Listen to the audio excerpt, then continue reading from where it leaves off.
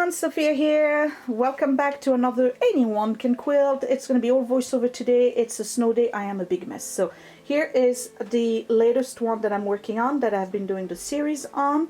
And I wanted to let you know I only have one square to go, and that's what we're going to do today. And it's this one, the big one right here, in a variation of colors. Once I'm done with that, I'll do the border, the stop border, and maybe I'll have time today to do the larger border, and that will be it for this quilt top. So the next time you'll see me, what I will be doing is the actual quilting and the binding. So I'm pretty happy with this project. It's really cool. I actually like it a lot. I'm gonna let it go because this is a gift, and I wanted to share something real quick with you. I'm sending pictures of the quilt top that I'm making right now to, you remember the psychiatrist I used to work with who happens to be a quilter? So we've been keeping in touch, and she sends me pictures of her projects. This is what they call a broken dish that she's been doing, and I really like it. She likes to work with scraps a lot, which I'm yet to learn because I never know what to do with scraps. I got this pattern from Easy Quilts. This was the Fons and Porter's magazine. I'll put the link again down below. It's actually this quilt right here, and the designer is Christy Bowman, and this is what the quilt is going to look like once it's finished. However, I was told that I'm not supposed to give you guys the measurements because that's copyrighted material. So what I'll do is that I'll put the link down below. If you want to do this quilt and you are a quilter, you can find it in that magazine, and the link again will be down below. So let's get started. So I'm doing a voiceover here because my furnace is constantly on. I'm going to start by making strips in two different fabrics. So this is a beige that I've picked with a little floral background. I really like this one. And then for contrast, I'm doing another strip in a red color. If you remember, the entire quilt is basically brown, red, and beige. So those two strips have to be exactly the same size. Oops, I need to change my blade. So what I'm going to do next is basically take those two strips, and I'm going to join them together and face to face, or right side to right side, and just make a stitch right there at 1/4 inch seam.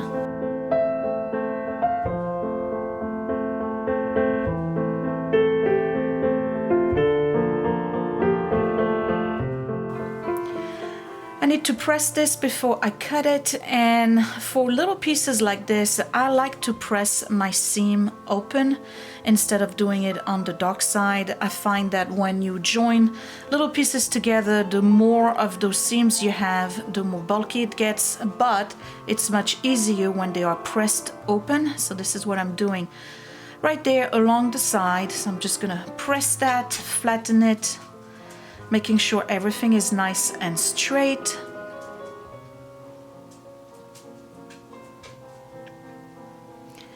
And then do the same thing in reverse. I don't use starch at this point. I usually do that once the square is done, or the full block. And I'm just gonna cut those in little strips, and that's going to help me make some squares. So I just basically need 8 altogether. And when you join them and inverse them, you get those little checkered patterns.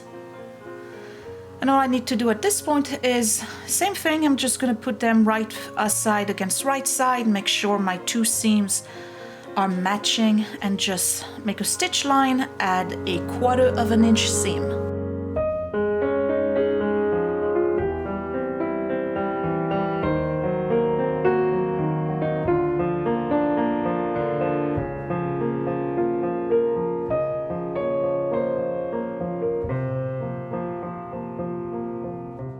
And here I am ready to press those again. This is the side that I had pressed earlier that was opened in the middle.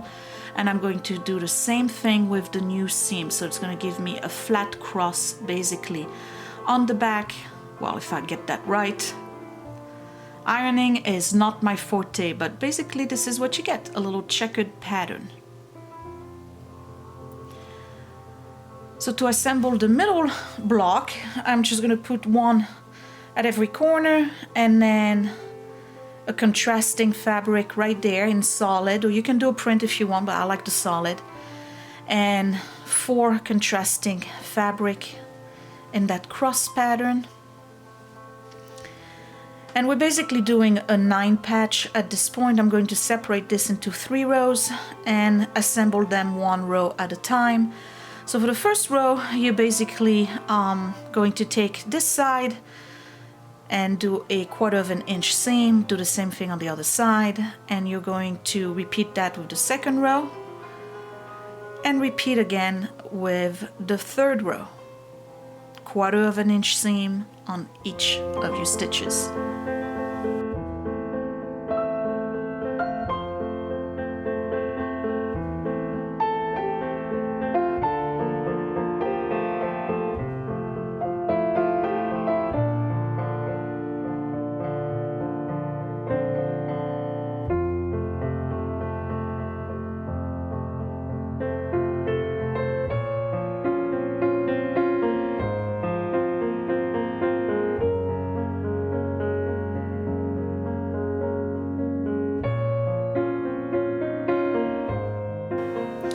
I'm ironing every one of those rows individually.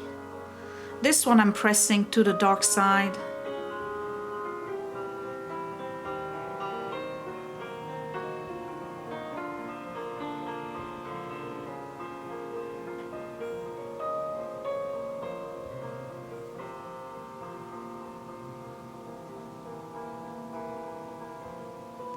And before I assemble them, I want to make sure that my seams are matching, and this is where I use pins, and I just go straight into the stitch line to hold my seam in place, because the last thing I want is for my 9 patch to be a little wonky.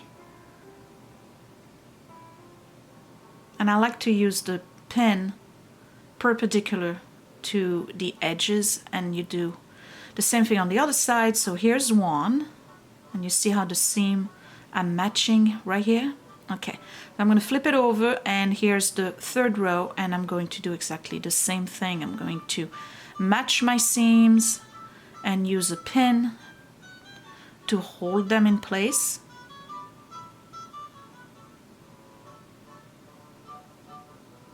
Sometimes you have to nudge it just a little bit. Not too much though, because otherwise your fabric will start puckering. And I'm doing a 1/4 inch seam, and here we go. Just flatten the whole thing with the iron.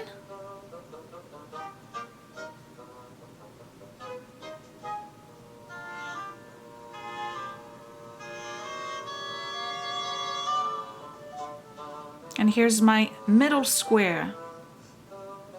So now I'm going to do flying geese, and this is the easiest way I know to do flying geese. You take 1 large square in your contrasting fabric, and you put those 2 squares like this in diagonal. You want to make sure that they are not moving, so I'm just going to go ahead and pin each one on both sides. And if you are interested in really finding out how to do easy flying geese, just watch the previous video on this particular quilt pattern, because I go in detail on how to do the flying geese. They are tricky. I'm trying my very best to get them to be not crooked, but anyway, once they are in place, I'm just taking my 1/4 seam ruler and I'm marking right there on both sides with a pencil. And I will go ahead and stitch directly on the pencil mark.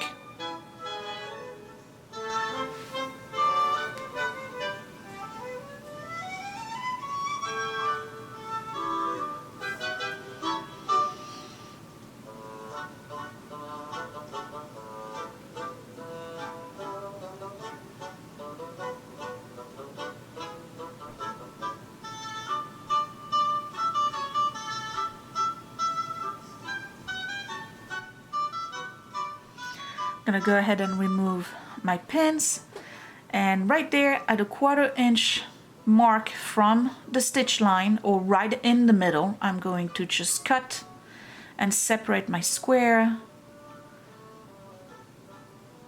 There we go. And that gives you this, basically this little bat wing pattern here. Just give it a good press.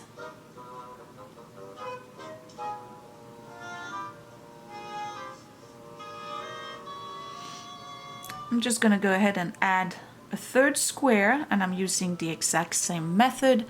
I'm pinning it on both sides to hold it in place.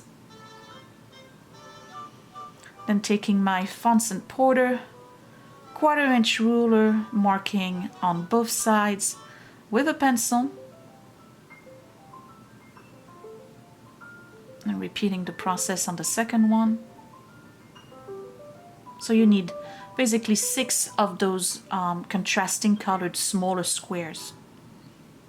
Just 1 large and 6 smallers.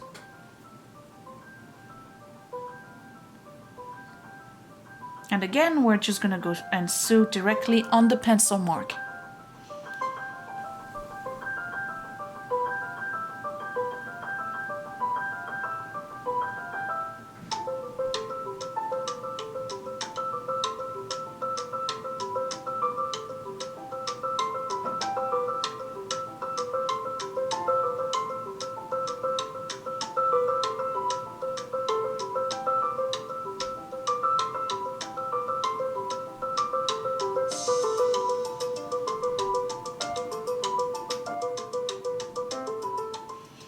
Same process, removing the pins, and I'm going to just cut them right in the middle or at a 1/4 inch from my stitch line. Separating the two. I really need to change my blade.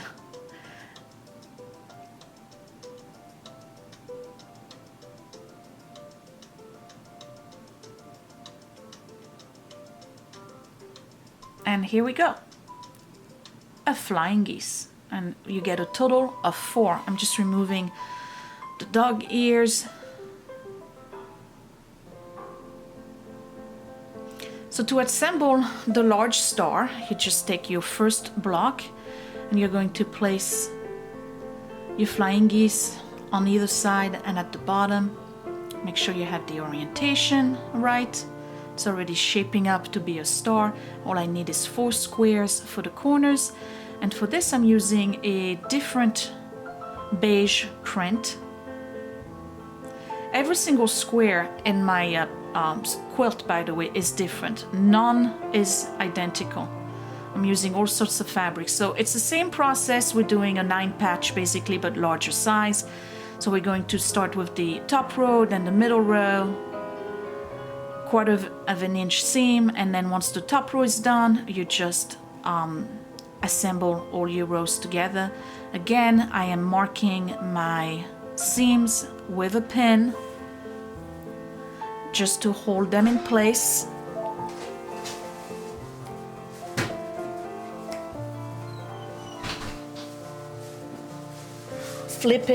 Flipping it around and marking the seams. Might have to nudge it a little bit.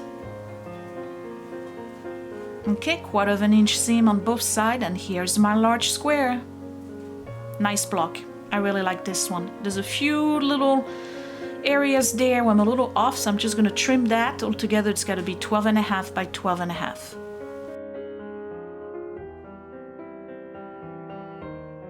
And here is the last square. So this row here is not assembled.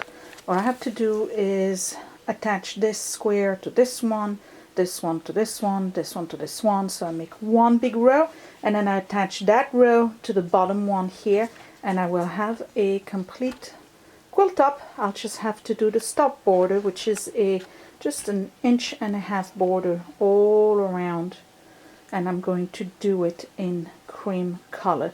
And that's before I add the outer border, which is about 4.5 inch wide.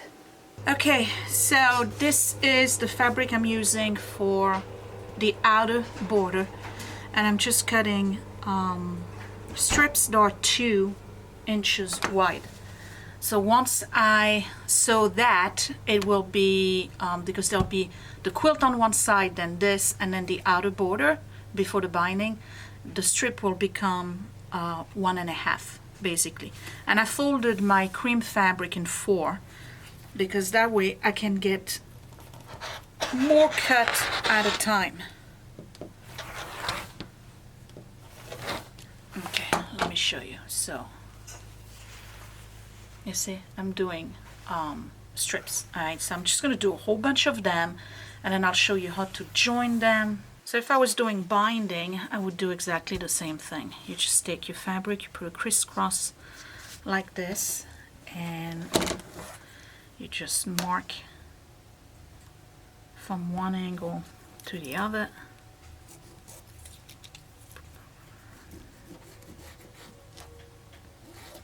Like this. If you're afraid that the fabric is going to move, just pin it, okay, and then stitch directly on the line.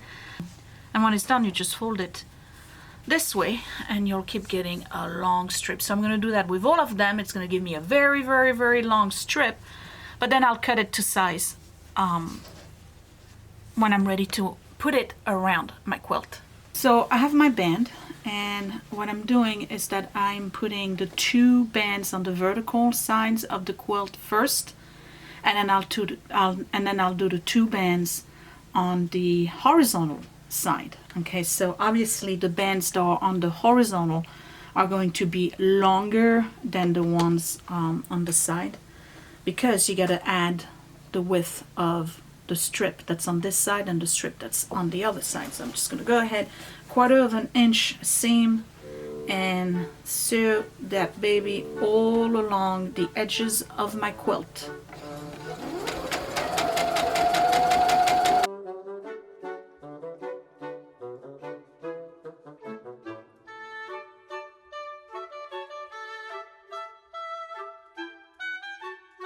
Sorry about the furnace, you guys, but here you go. I have the stop border that's cream color, so it really ties in the whole quilt top.